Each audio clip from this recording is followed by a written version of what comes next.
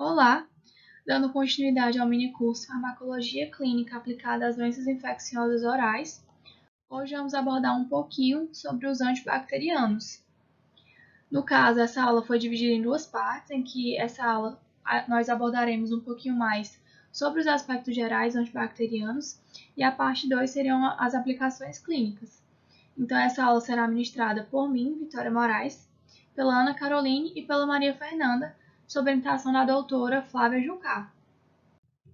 Para fins didáticos, essa apresentação foi dividida em introdução, penicilinas e referências, mas nas outras partes dessa aula, nós vamos falar de outras classes de antibacterianos. Então, para iniciar, as infecções que acometem a cavidade bucal são um problema de saúde pública e constantemente se utiliza a antibiótico terapia como auxiliar ou seu principal tratamento. Mas antes de falar dessas terapêuticas, é importante trazer alguns conceitos. No caso, o primeiro conceito seria de quimioterapia, que pode ser definido como o uso de substâncias químicas naturais, semissintéticas e sintéticas que inibem seletivamente micro-organismos específicos, causadores de doenças infecciosas, ou que possuem eficácia no tratamento do câncer. Já a infecção, ela pode ser definida como a penetração de micro-organismos patogênicos em tecidos vivos, acompanhada de manifestações mórbidas resultantes da multiplicação e atividade metabólica dos agentes etiológicos. E, por fim, nós trazemos o termo antibiótico, que significa contra a vida. É uma substância produzida por micro-organismos ou derivados semissintéticos de uma substância natural que inibe o crescimento e provoca a morte de outros micróbios.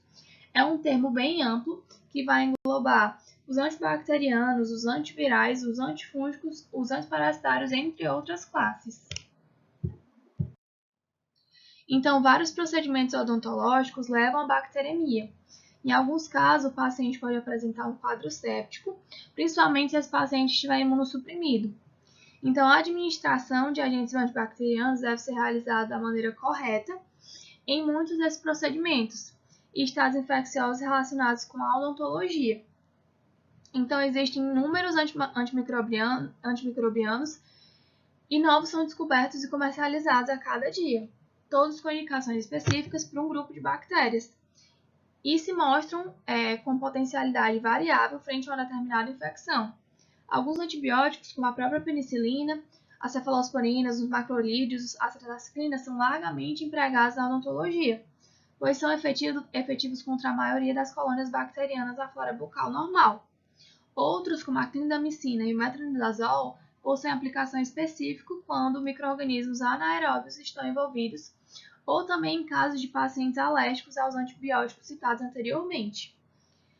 Porém, a utilização indiscriminada da antibiótico terapia pode ocasionar sérios problemas, como a modificação da microbiota normal, o desenvolvimento de micro-organismos resistentes, reações tóxicas aos antibióticos, enfim. E por isso que é importante estudar essas substâncias para nós aplicarmos da forma adequada.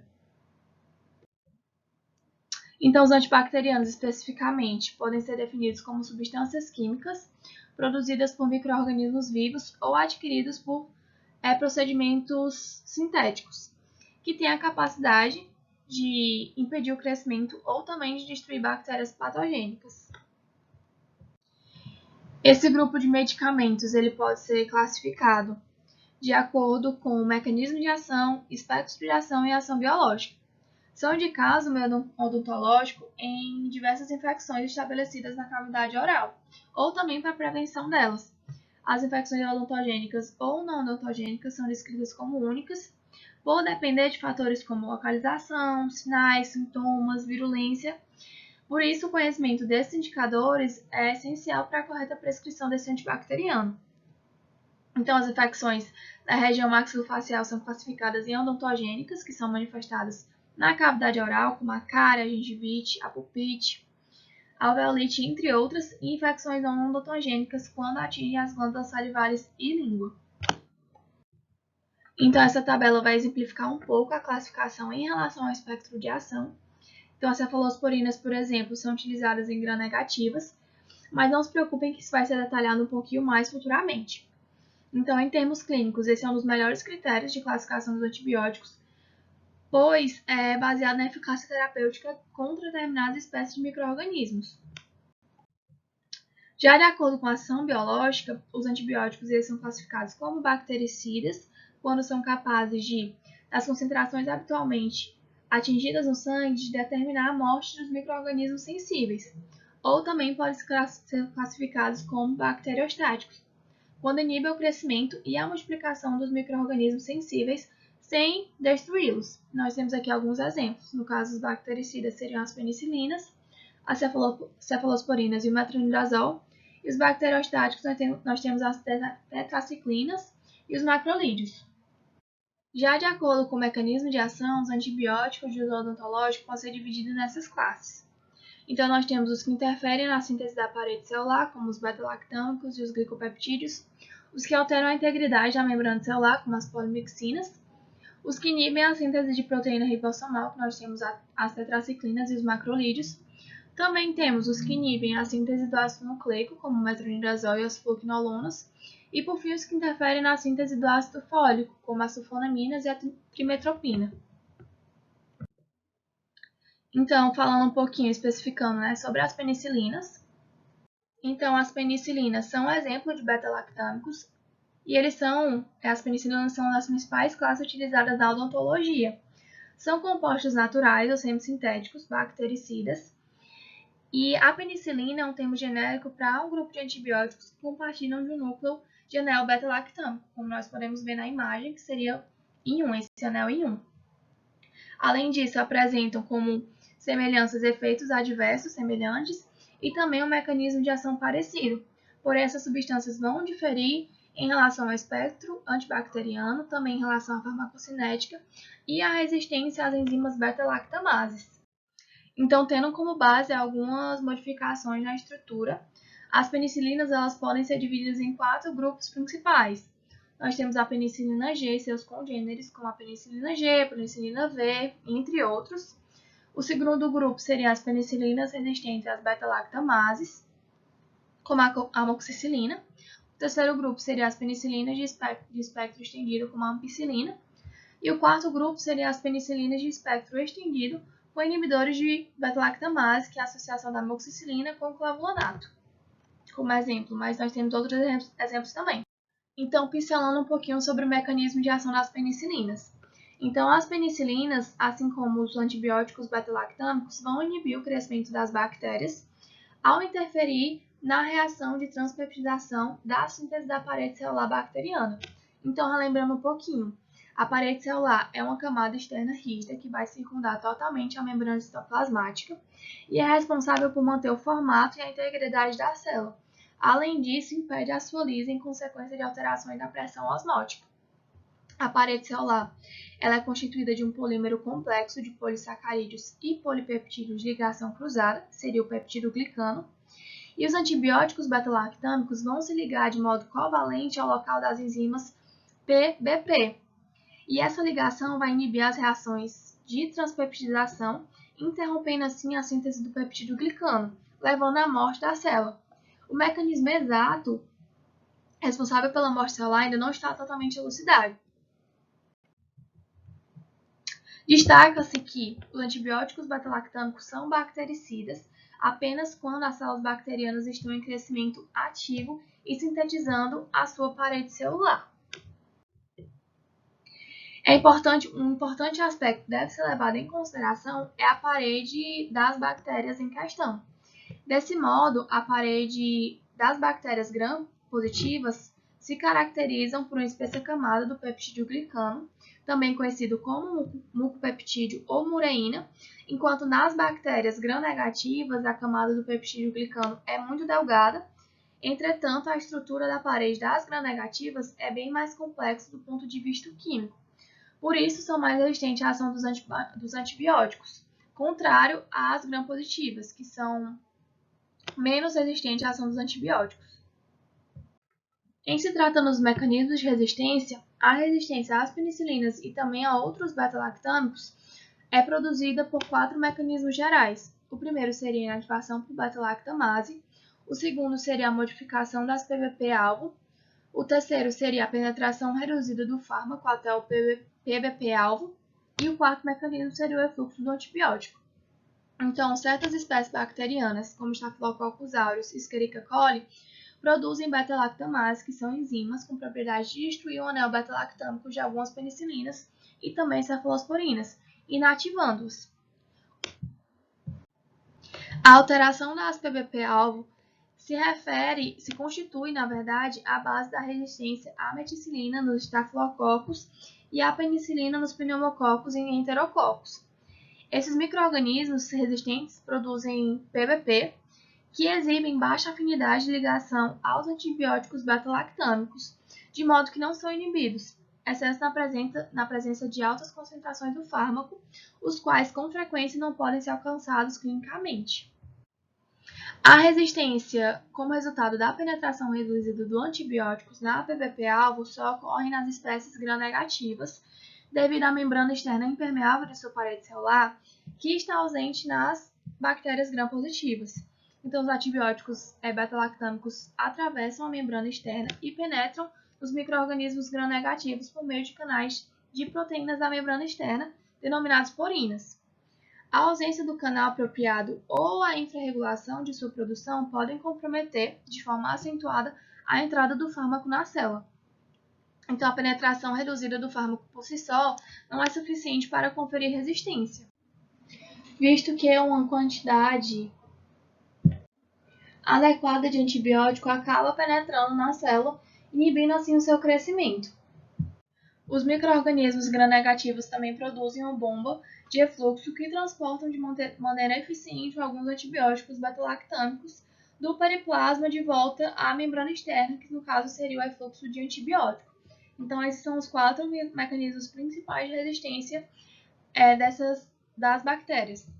Então, falando um pouquinho mais do principal mecanismo de resistência às penicilinas, certas espécies bacterianas são produtoras de beta-lactamases, que, como foi falado, são enzimas com propriedades de destruir o anel beta-lactâmico de algumas penicilinas e também de cefalosporinas, inativando-as. Então, embora essas bactérias estejam presentes na cavidade bucal, raramente essas bactérias são a causa da falha da terapia antibacteriana. As penicilinas G e V, a ampicilina e a amoxicilina não são eficazes no tratamento de infecções bucais causadas por bactérias que produzem beta-lactamase.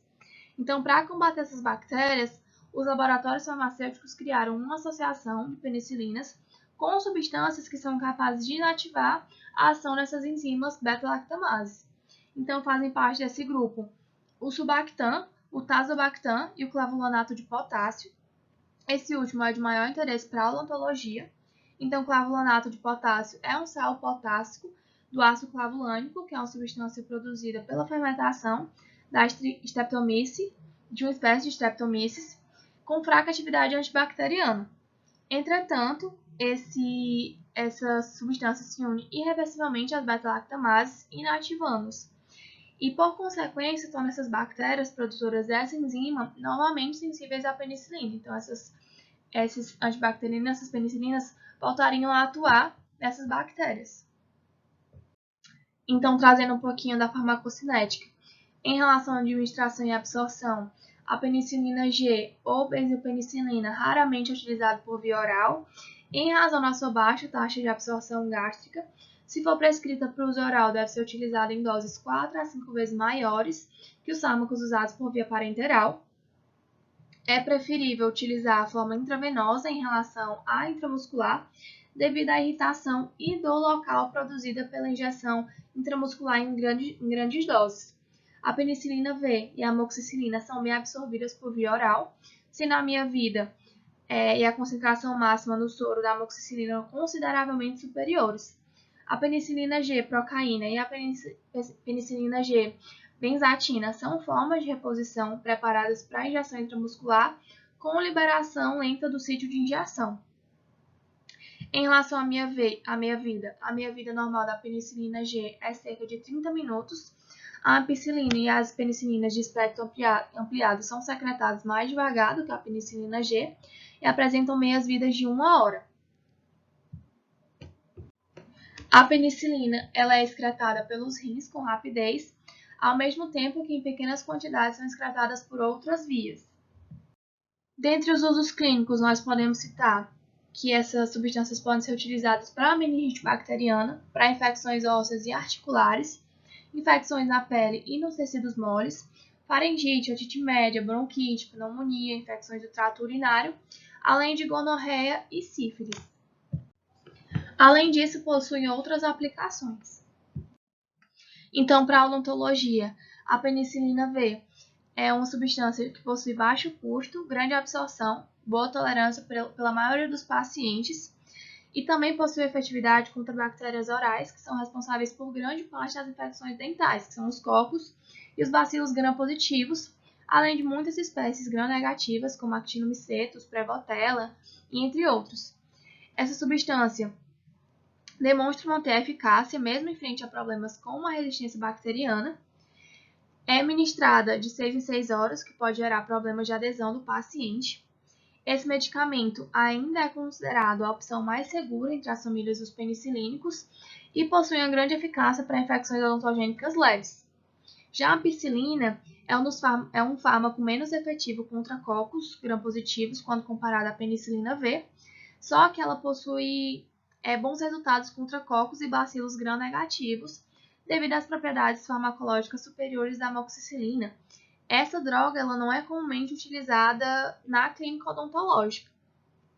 Outra escolha comum do subgrupo das penicilinas é justamente a amoxicilina. Essa medicação compartilha o espectro básico das penicilinas, com vantagem de ser eficaz contra a salmonela, a shigella, entre outros. É recomendada como antibiótico de primeira escolha para a profilaxia de endocardite bacteriana pela Associação Americana do Coração. E não se preocupem que na próxima aula, na parte 2 dos antibacterianos, nós vamos trazer algumas aplicações mais práticas dessas substâncias. Então, em relação aos efeitos adversos, os efeitos adversos principais são a hipersensibilidade causada pelos compostos degradáveis à penicilina. Além disso, nós podemos citar também as erupções cutâneas e febre, que são mais comuns. Além disso, o choque anafilático agudo, que, embora raro, pode ser fatal. Quando as penicilinas são administradas oralmente, em especial as de amplo espectro, elas vão alterar a flora bacteriana do intestino. Isso pode estar associado a distúrbios gastrointestinais. E, além disso, outro efeito adverso seria a tontura. É importante destacar que a administração intravenosa das penicilinas aumenta o risco de efeitos adversos. E, além disso, a associação com inibidores da beta-lactamase também aumenta o risco desses efeitos adversos, principalmente os gastrointestinais, porque essas substâncias vão atingir a flora intestinal, além da cavidade oral. Em relação às contraindicações das penicilinas, são contraindicadas para pacientes alérgicos a esse medicamento, com histórico de alergia a esse medicamento, e, além disso, em pacientes que estão recebendo anticoagulantes cumarínicos. E isso se dá pela possível ocorrência de sangramentos refratários, só que esse fenômeno é raro e muito imprevisível. Então, essas foram as referências utilizadas para a construção dessa aula. Não deixe de assistir a continuação, no caso, as outras classes de antibacterianos, e também não deixe de assistir a parte 2 dos antibacterianos. Nós vamos trazer algumas aplicações, uma parte mais prática desse conteúdo, então não deixe de assistir.